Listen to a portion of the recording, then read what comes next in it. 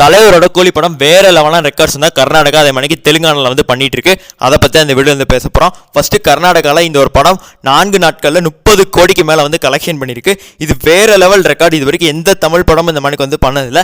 இந்த ஒரு ரெக்கார்டை வந்துட்டு பார்த்தா பிரபாஸ் அவர்களோட படத்தோட தான் கம்பேர் பண்ணுறாங்க. நான் கர்நாடகா ஆக்டர்ஸில் பிரபாஸ் அவர்களுக்கு தான் இந்த மாதிரி வந்து கர்நாடகாவில் வந்து பீக்கில் வந்துட்டு பார்த்தீங்கன்னா உங்களுக்கு வந்து கலெக்ஷன் ஆகும். அதுக்கு இப்போலாம் தலைவர் படம் இப்போ வந்து கலெக்ஷன் ஆகுது.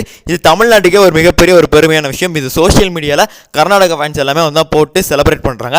அதே மாதிரி இந்த ஒரு படம் வந்துட்டு பார்த்தீங்கன்னா தெலுங்கானாவில் 50 கோடிக்கு மேலே வந்து கலெக்ஷன் வந்து 4 நாட்கள் வந்து பண்ணியிருக்கு. இது வரைக்கும் எந்த தமிழ் படமும் பண்ணதே இல்லை இந்த மணிக்கு. அதே மாதிரி சொல்ல போனால் லியோவோட லைஃப் டைம் கலெக்ஷன் தெலுங்கு ஸ்டேட்ஸில் எவ்வளோ பண்ணிச்சோ அதை 4 நாளில் கூலி வந்து தான் தூக்கி சாப்பிட்டு வந்து தான் போயிருச்சு. இதுதான் தலைவரோட மாஸ். மித்த ஸ்டேட்ஸில் தமிழ்நாட்டில் தான் வந்துட்டு பார்த்தீங்கன்னா சில தற்கூரி அனில்ஸ் பெய்டு ரிவ்யூவர்ஸாலாம் இந்த ஒரு படம் வந்து கலவை விமர்சனத்தோடு இருக்குது. பட் மிச்ச ஸ்டேட்ஸ் எல்லாமே செம்மையாக ஓடுது. அதுக்கு இதுதான் வந்துட்டு பார்த்தீங்கன்னா எடுத்துக்காட்டு. ஸோ இதை பற்றி உங்களோட கருத்துக்களை கமெண்ட்ஸில் சொல்லுங்கள். Tata bye.